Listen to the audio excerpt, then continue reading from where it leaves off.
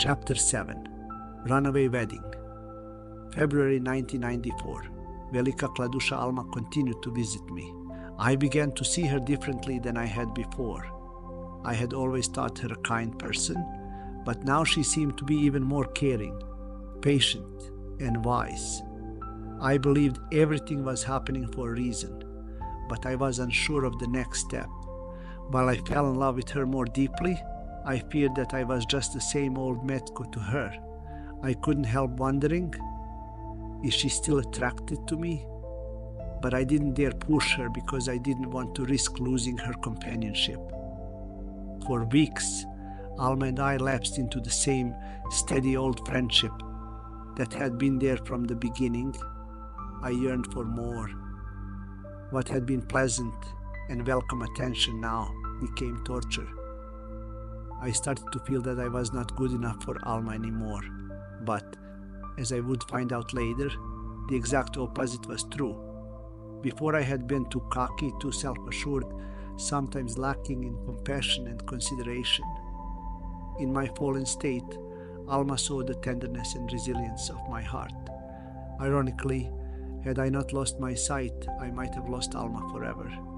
During those first weeks, I was driven to near panic by the questions I asked myself. If I reached for her hand, would she leave my room for good?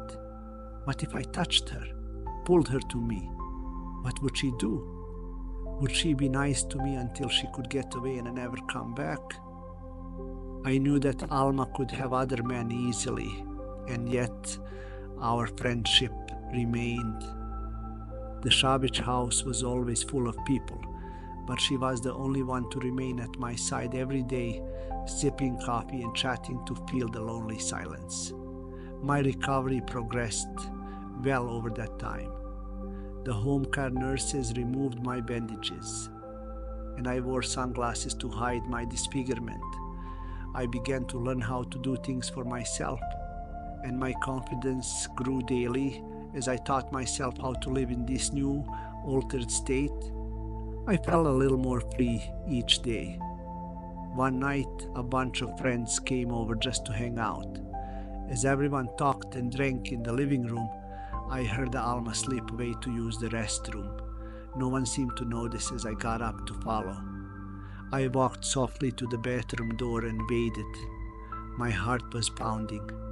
I had to risk it, I had to know, but I didn't want to confront her where I might face public humiliation. The door opened and Alma gave a little gasp. "Mettco, what are you doing?" I pushed my way into the bathroom and shut the door behind us. I kept my voice low, a whisper. "It's okay." With my fingers, I traced down her arms to her hands, which I took in mine. Then I leaned forward, tipped my head down, and felt her soft lips meet mine. Oh, that first kiss in the darkness. All my senses were alive and thrumming as never before. And I could feel that Alma, sweet Alma, wanted to be in my arms. "Mettco," she giggled. "We can't just stay in here, we have to go back out." Giving my hand a squeeze, she opened the door and with only a moment's pause, returned to the group. I let out a sigh and leaned back against the wall. It would take a few minutes for my heart rate to go down. Though Alma began to spend more time with me, I still did not realize the deepening of her devotion. She told me that her father didn't want her dating anyone, but he thought it was fine if she visited the handicapped neighbor. Alma and I fell in love. Only a couple of my closest friends, her sister Amala, and my family, knew how we truly felt about one another. They guarded our secret for us. Alma brought me light. If it is possible for a blind man to sense the color that exists only in love, I did. When I awoke in the mornings now, deep joy raced through me. My first thought would be how long I would have to wait before Alma would step into the room. That delicious anticipation made life worth living.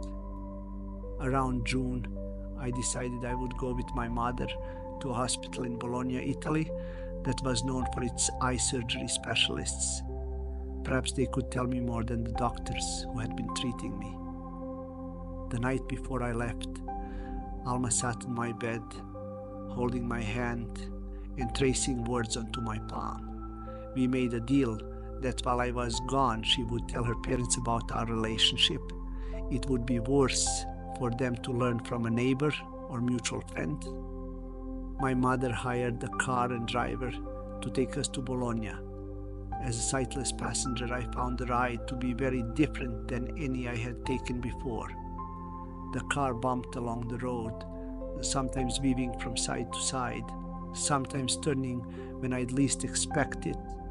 What surprised me most were all the sounds, many of which I couldn't identify. I was absorbed with the whole experience. How many things I had not noticed before. In a way, my blindness opened up a whole new way of looking at the world. After I was examined by the specialists, we didn't have to wait long to hear the verdict. I would never again see with my own eyes. Perhaps in the future, when eye transplants had been successfully completed or electrical eyes invented, maybe then I would have sight. I would be leaving Italy with no more vision than I had when I came. Fortunately, I had already decided to live well, whether that included seeing or not. This was a time of healing in my life. There did not seem to be a cure for me physically, but more important was the mending of my heart and soul. I was healing inside. That trip to Italy was my last visit with an eye doctor before the dreams of America began. Back in the hotel room, I punched in Alma's number and waited. By this time I had memorized the order of the numbers on telephones. It rang only once before she picked up. "Hey, how did the talk with your parents go?" A wind of worry swept over me at the hesitation in her answer. "I told them, Mettco, and we have to make a choice. Either I break up with you the night you return, or I slowly stop visiting you over the next 2 or 3 weeks. After that, we can't see each other anymore." My fingers gripped the phone cord. She could not keep the tremble out of her voice. "I have to give them an answer soon. What should I say?" I said nothing for a moment, waiting until I could speak calmly. "I don't know. Which way do you prefer, Alma?" "Neither." I took a deep breath. "I'm sorry, but this ultimatum makes me angry. If we have to choose, then let's drag it out as long as possible. Maybe that will give us time to come up with a plan. They say it, our being girlfriend and boyfriend will ruin a good friendship. But I think the real reason is they are afraid you won't be able to take care of me if we..." "If we what?" I demanded. "If we marry?" "Yes." I wanted to punch the table, smash it like I had the mirror at the hospital. "Do you still love me?" I had to know. The tenderness in her voice moved me. "Of course I do. We'll figure this out. Mettco. Together." The entire ride home I thought only of Alma. At one point my mother took my hand. "Are you all right, Mettco?" she asked. "You look upset." I forced a smile. "Just a little car sickness, Mom. That's all." Over the next week, Alma snuck over to my house whenever she could. Wherever she went, she found an excuse to stop by, even if only for 5 minutes. The amount of time we spent together began to dwindle. Her parents kept a close watch, and Alma and I still hadn't come up with a plan. Not for the first time I feared losing her. Summer had come in full force, with temperatures spiking as high as 100 degrees. Whenever we could, a gang of us would go down to the Glina River. Here Alma and I were able to spend all day together, swimming, talking, just enjoying our time together. As we lounged on the bank toward the close of one day, I ran my fingers through Alma's damp hair. I could still picture its color. Some memories remained long after the light left. As we rested together, I grew more and more restless within. Some conclusion was rapidly drawing near. I sensed this coming change and feared that if Alma and I were to hesitate, we would be separated for good. This was still a time of war. People around us died. Families were separated. Each day I wondered if it would be the last day I would be with her. Alma, I said, urgency in my voice, we have to get married. She didn't pull away or even act surprised as I had expected. When will you marry me? Her cheekbones rose against my chest in a smile. In a month? 1 week? Mettco, how can we plan a wedding in 1 week? We will keep it secret. A secret wedding, Alma. She sat up and twisted her body so I knew she faced me. If we are married, then what could your parents do? Nothing. This is the answer, the way for us to be together. Laughter fluttered out of her lungs, then burst into flight. She gave me a playful shove to the chest. And so we set about putting our wedding plans in place. My Aunt Savka agreed to let us hold the ceremony in her home. On July 22nd at 10 a.m., we were married with 2 officials from City Hall acting as witnesses, along with Amala and Besho. It took only a few minutes for Alma and me to pledge our lives to each other. I had never been happier. As soon as the wedding was over, Alma walked to her grandmother's home and acted as though nothing had happened. The plan was to rendezvous the next morning and sneak off together. My black market friends had arranged for all the fake documents we needed. They even managed to get their hands on an old ambulance for us to use to get across the border. I would travel as an injured man, and Alma would pose as the nurse responsible for my well-being. Besho and I got a ride back to my house, and I invited him in for a drink. But as soon as I walked in the door, the phone rang. Mettco! Alma's breathless voice came across the wire. The police just called my mother. Somebody at the station saw the fake papers. They told my mother about us leaving tomorrow. She called here demanding to know what is going on. I just hung up on her. Oh, Mettco, what are we going to do? She's on the bus headed here now. Alma, I'm coming to get you right now. Be ready to go the minute we get there.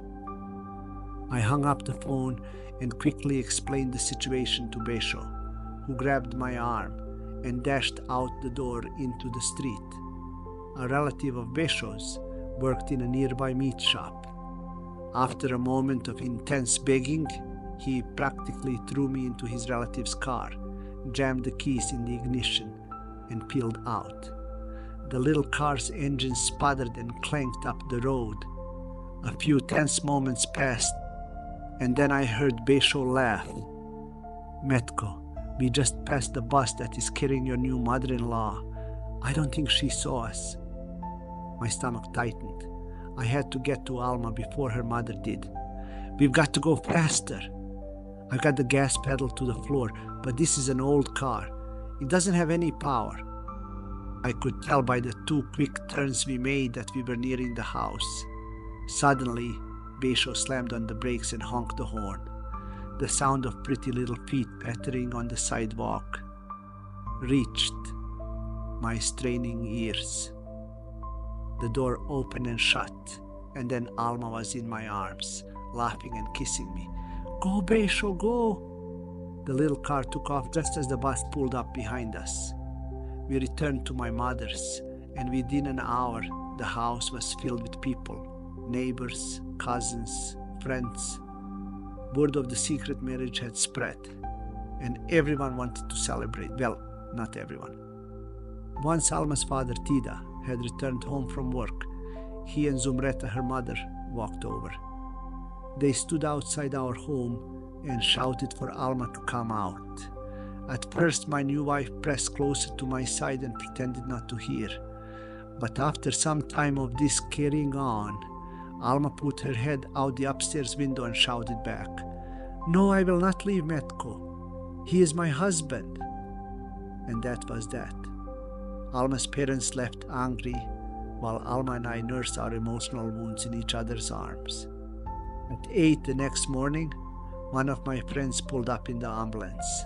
and we made our getaway to a condo that my father's cousin had offered us in Rijeka, Croatia, a lovely city perched on the coast of the Adriatic Sea. For 2 weeks, Alma and I basked in the wonder of a free country and the joy of honeymooning. By the time we returned home, her parents had cooled down enough to accept her decision. Everything seemed to finally be falling into place, and peace. But it was only to be the calm before the storm. Chapter 8. Running Out. August 1994, Velika Kladuša. The first bomb to hit Velika Kladuša arrived just in time for the dawn. Alma sprang upright in bed and gripped my forearm. Mettco, listen. We had been newlyweds for only a few weeks and were living temporarily at my mom's house. I sat up too and understood instantly what was going on. The Western Bosnia Army, which had been defending Velika Kladuša and the surrounding territory, had been losing more and more ground. Now all they were trying to do was keep control of the city. We had feared this day would come. People had been fleeing Velika Kladuša by the thousands, taking with them whatever they could. The mayor of Velika Kladuša, who had formerly been the vice president of Bosnia, had returned to our city to try and institute a stable government. Hoping to avert a Bosnian genocide at the hands of the Serbs, he had declared our city an independent province, proclaiming the citizens did not wish to fight with either the Croats or the Serbs. But the Bosnian National Army had quickly decided to preempt whatever conflict was sure to happen by invading the city themselves. Alma, I said, jumping out of the bed. Come on, we've got to get out of the city. We can check on your parents on our way to the border. We quickly dressed and met in the kitchen with my mother and Samir. Damir was already there with my car, and we started packing. Because we had feared an onslaught such as this, we had been gathering together those possessions we most wanted to save. We packed the trunk and stuffed an overhead carrier, but still we left so much behind. The sound of the bombing grew louder, closer. Out in the street I could hear frantic shouts, car doors slamming, the screech of tires. We crammed into the car and made our way out onto the road. "Look at this," said Damir, his voice tight. "Oh my God," said Alma in an awed voice. "What?" I asked apprehensively. "What's going on?" "It's bumper to bumper out here. It looks like a convoy. Everyone's heading north." "That's the shortest way to the border," I said. "Only if you make it," Damir pointed out. "It's going to take those people hours to get there." I felt the sharp turn of the car. "I know it's more of a risk, but I'm going to go toward the southwest. We can stop by your parents' house, Alma, since it's in that direction." We found Alma's parents packed and ready to go.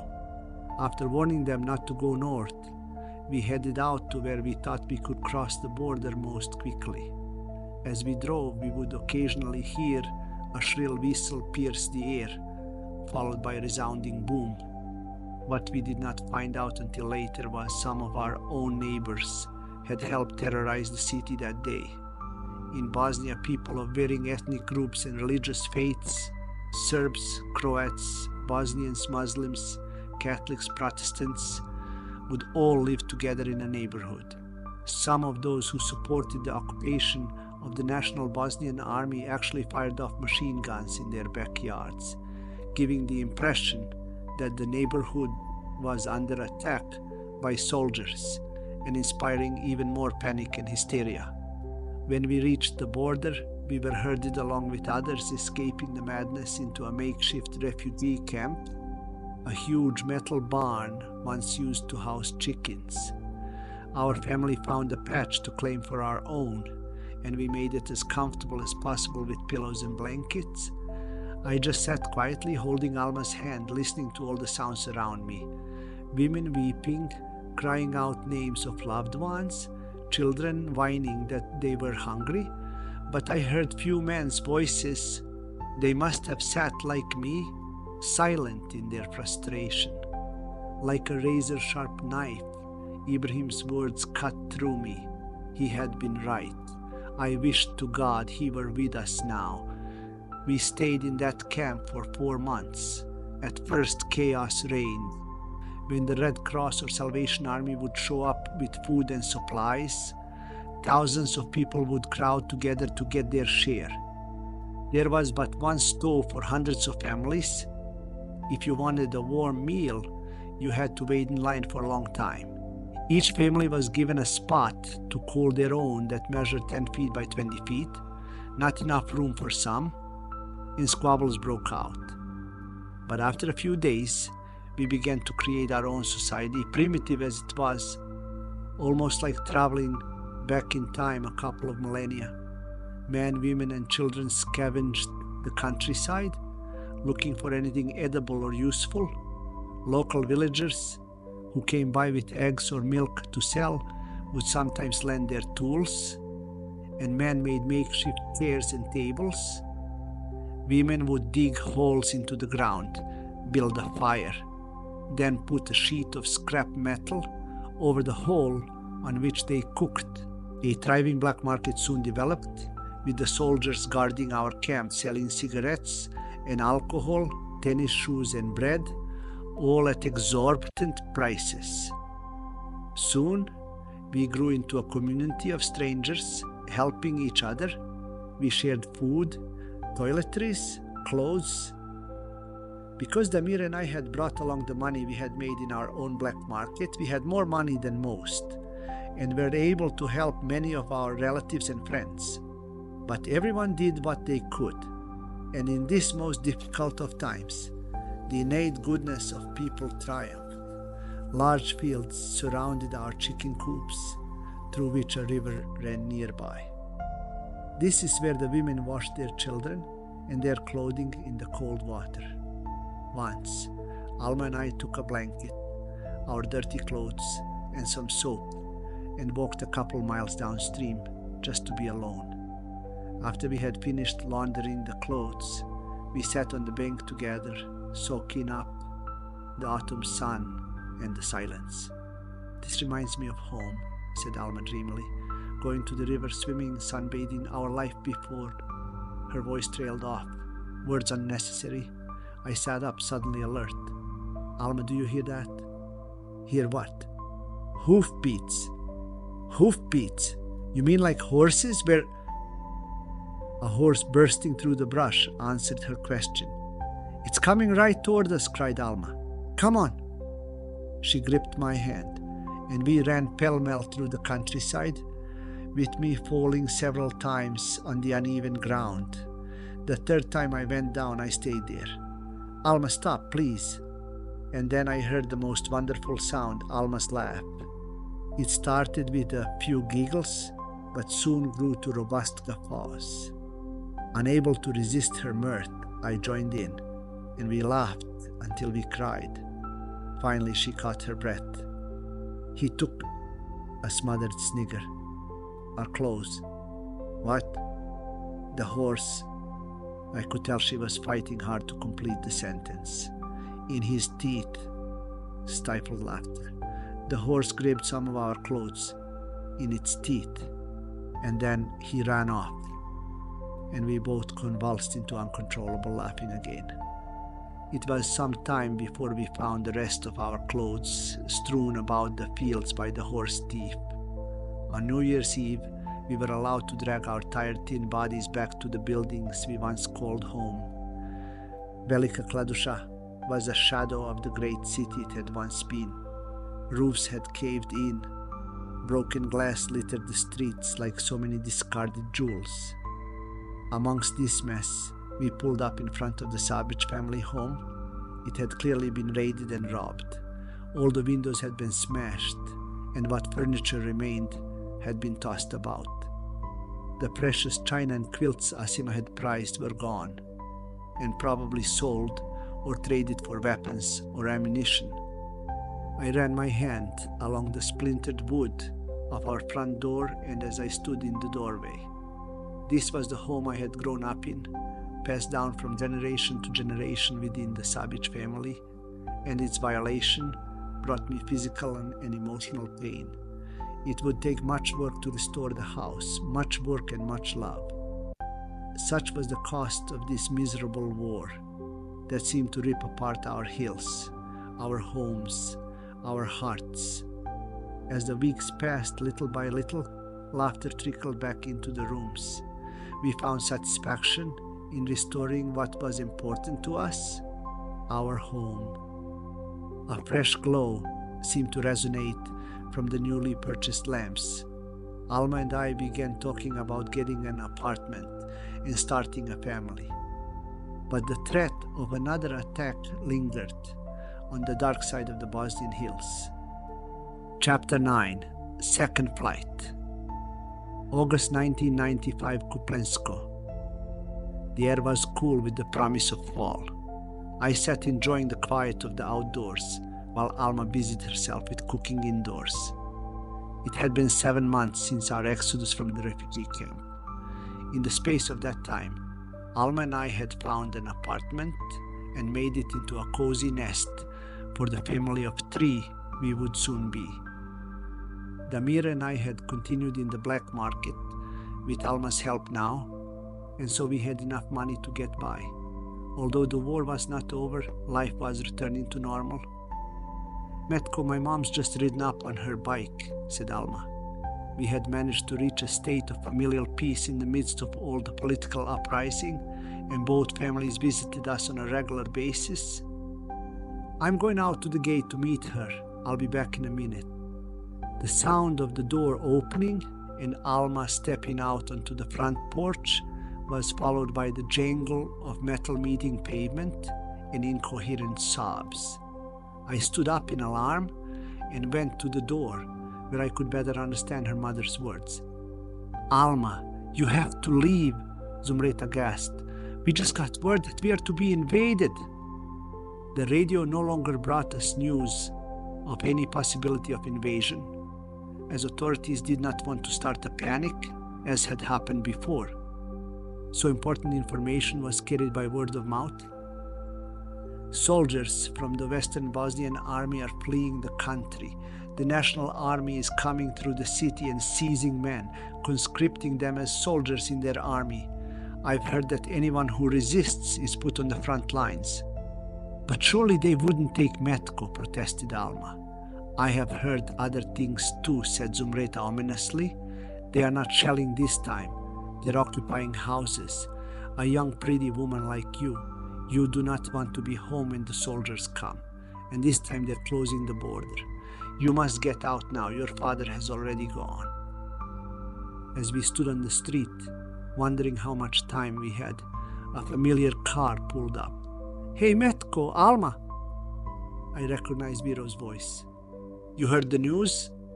We nodded dumbly. Come on, I'll get you out of here.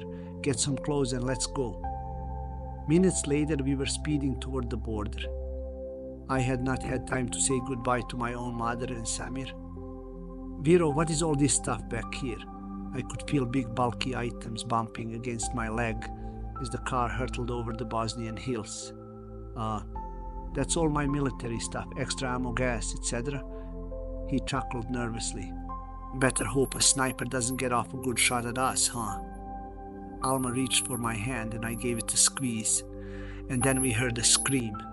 Viro cursed and the car swerved sharply, throwing Alma and me against the door. Gunshots rang out around us. Mettco, get down, cried Alma. They're shooting at the cars on the road. We hunched over and listened to the terrifying sound of bullets flying through the air. Bang! The car lurched to the right.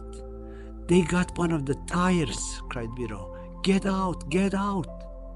Somehow we tumbled out of the car and scrambled away. We'd gone about 200 yards when an explosion ripped apart the car. A container of gasoline in the back, where Alma and I had been sitting just moments ago, had burst into flames. For about the millionth time I wished I could see. I figured we were close to the border, but now we'd have to make a run for it on foot. Because we often made our black market runs to the border, we knew many entry points into Croatia, and we headed for one we knew was nearby. My legs felt the strain of running up the hills and then down again. We ran on and on until we finally stopped, gasping for air. "We made it," said Alma, breathing hard. "Oh my God!" Vero's words came out as a harsh whisper. Suddenly, I felt Alma tremble, and she slid to the ground, taking me with her. I heard a string of expletives break loose from Vero. "What's going on?" I asked anxiously. "Where are we?" "We're on a hill," said Alma, her voice small. "But what's wrong, Alma?" I put my arms around her shoulders. "Why are you shaking?" But it was Vero who answered. "There's a sign here, Mettco, a sign you can see on this side of the border, but not from the Bosnian side. It says, 'Danger! Keep out! Minefield!'" Morning had just broken when we crossed the border. Though sleep tugged at our sleeves, we didn't dare stop. We piled onto a passing bus, but there was barely room to sit. For 5 days, Alma, Vero, and I made that bus our home. We would get off during the day, but then use it in the evening to sleep. At one point, the bus was pulled over, and all of us threatened at gunpoint until we convinced them that we were Bosnian refugees and not undercover militia. Finally, we were taken to a refugee camp. The first time we fled our country, 70,000 had made it out safely. This time, only 25,000 managed to sneak across the border. Who knew what lay ahead of us anymore? The early August heat welcomed us into the camp. At least this time there would be no fear of freezing. My first mission at hand was to secure something comfortable for my pregnant wife to sleep on. We used cardboard boxes to construct a simple lean-to shelter. With Vero's help, I found a mattress in one of the abandoned homes near the camp. Together we dragged it back for Alma to use. The camp stretched on for 3 miles in the countryside. Some people took up residence in abandoned homes. Like before, life was primitive and difficult, but our stay this time was not as long. After just 2 months, news traveled through the camp that the political climate was calming down once again in Bosnia. In October, we were taken back across the border to Velika Kladuša. Alma breathed a deep sigh of relief as the bus, returning us to Bosnia, chugged across the border. The everyday chores required to live at the refugee camp had put a strain on her back and legs. I had done my best to reduce the amount of work for her, but we all had to pitch in to survive. It was going to be a blessing just to be home again and to be able to focus on getting ready for the little one's arrival. Chapter 10. Little Girl, We Leave for You, March 1996, Velika Kladuša.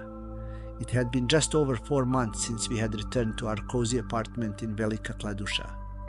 Most nights Alma and I went to bed early. Since she had entered her last month of pregnancy, Alma tired easily, and we enjoyed cuddling in our warm, snug bed, so different from the makeshift bed we had shared not long ago. As we drifted off to sleep one evening, Alma drew my hand to her belly. "You know, Mettco," she said, pulling away after several moments, "I truly believe that one day Bosnia will be beautiful again. A beautiful place to bring new life into." "I hope so, Alma," I said. "For our baby, I hope you're right." Several nights later, as we were getting ready to retire, Alma clutched her stomach. "Oh," the sharp tone of her voice made me turn toward her. "What is it, Alma? Are you okay?" "I think so, but that was just such a sharp pain. You don't think... Isn't it too early?" We climbed into bed and waited anxiously. A few minutes later, I heard a quick intake of Alma's breath. "Mettco, I think I'm having contractions. That means the baby is coming. Should I call my mother?" "No, it's too soon. They need to be closer together. Let's try to get some sleep." Excitement coursed through my body, and I doubted I could drop off to sleep. Still, sometime later, I awoke to a gentle nudging from Alma. "Mettco, it's time." I rubbed the sleep from my eyes. "Time," I repeated groggily. "Time for what?" "The baby," she said, her musical laugh ending in a small groan. "Go call your mother. It's time to go to the hospital." I sat in the living room of my mother's home, listening to the steady ticking of the hall clock echo through the empty rooms. In the kitchen, I heard my mother putting the kettle on, then taking it off, then putting it back on. She hadn't been able to make up her mind about anything since she and Damir had walked Alma to the nearby hospital around 3 in the morning. Soon, Alma's parents had shown up and shooed everyone out. Alma and I had already agreed that I would wait with my mom at her home. That suited me fine, as I wasn't sure I could stand being in a hospital again anytime soon. Asima's slippers shuffled over the floor, and the chair next to me creaked under her weight. I wondered if she had decided on tea or not. "You think we'll hear soon?" asked Samir, his voice carrying from the other side of the room. "Who knows?" my mother answered. "Even though she's been in labor for over 8 hours, a baby comes when it is ready." Minutes later, the front door burst open. "Damir!" my mother cried. "How is Alma? Has the baby arrived?" I jumped to my feet and moved forward, anxious for news. Then I felt Damir's strong arms around me. "Mettco, congratulations! You have a beautiful daughter."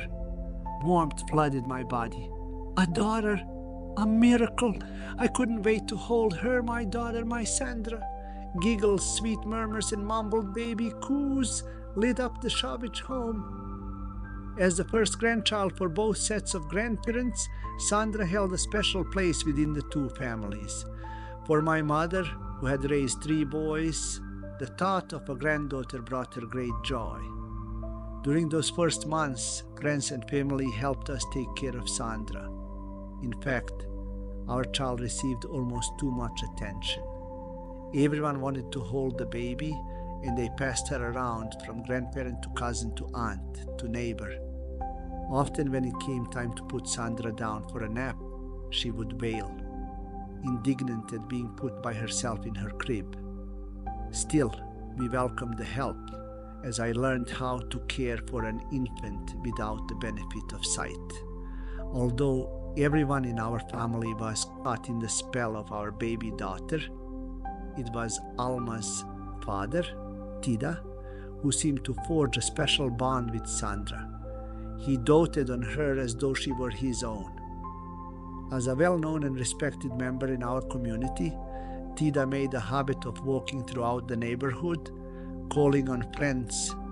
Often Alma would allow him to take baby Sandra along on his walks. Many an afternoon would find him smoking cigars on a friend's porch with little Sandra bouncing gleefully on his knee. On one afternoon, Tida was helping me care for Sandra at our apartment while Alma did some shopping. When I heard the slam of the front door, I called out to her, "Alma, is that you? Do you need help with the groceries?" Alma said nothing, but her footsteps slowly made their way into the living room. "Alma," Tida said, concern in his voice. "What's wrong?" Stifled sniffles were his daughter's only reply. "Alma," Tida's voice softer now. "Come, let me hold you. Tell me what is bothering you." When Alma finally spoke, her words were muffled, having buried her face in her father's chest. "He wouldn't let me in the grocery store." "Who? What are you talking about?" "The owner of the store, the one down at the corner, he stood in my way and threatened to hurt me if I came into his store. He told me he knew we had fled the country that second time. He called me..." Her choked sob made her words all the more heart-wrenching. "He said I was a deserter, and that he'd have nothing to do with people like me." On hearing these words, I felt a warm flush creep up my neck. Alma, such a sweet girl, a truly generous person, someone who had simply run, to save not only her life, but the life of her baby. She and I would forever be seen as traitors by many in Bosnia, even by some people who lived in our very own neighborhood. Although the war had ended and elections had taken place, the party that had gained power had supported the Bosnian National Army, the army which I had left to join our local militia, the Western Bosnian Army, so I could defend my city. Papa, Mettco and I, we've been talking about the problems we face. Her voice trailed off. What are you trying to tell me? Asked Tida. It's just that, Alma's voice faltered. Even though the war is over, we still see a lot of unrest here in Bosnia. We are thinking of going to America. America? You mean leave your family? But, Papa, this kind of violence has happened to us before. We are, afraid, not just for us, but for Sandra. We want to live in a free country.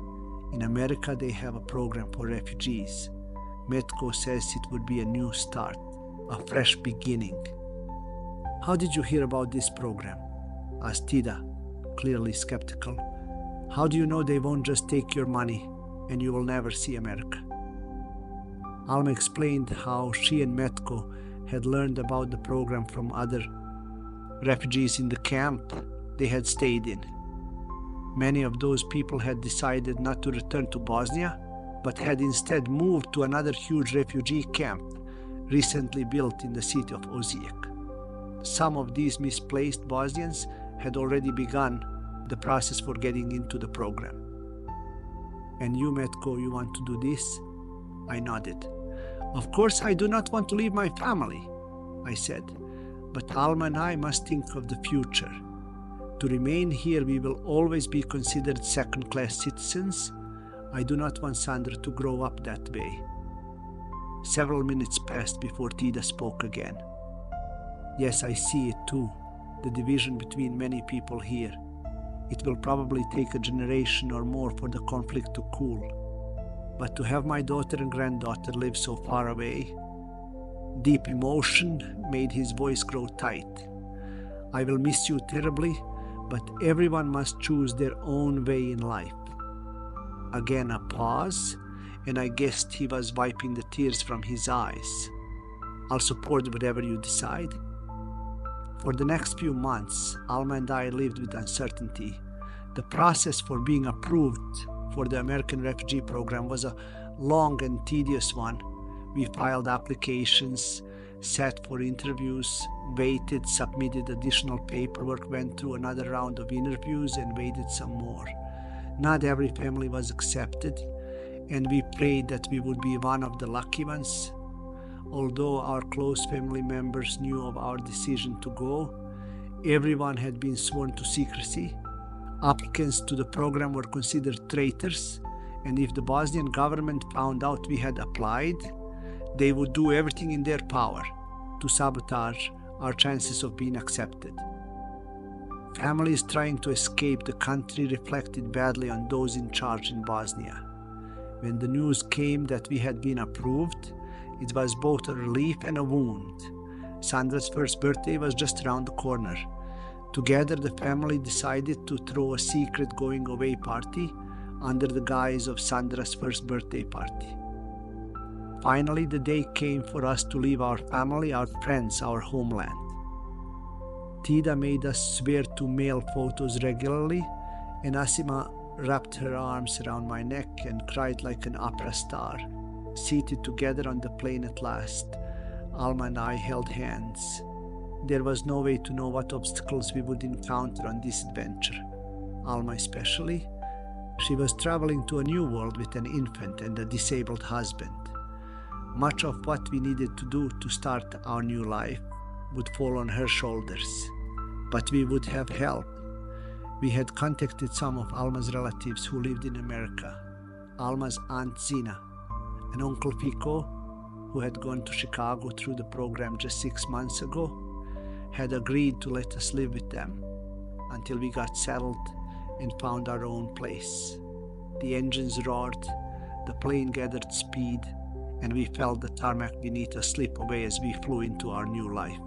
Thanks for listening to part 3 of Second Sight. If this chapter spoke to you, be sure to like, share, and subscribe, and hit the bell so you're the first to know when the final part drops. You won't want to miss how the story concludes.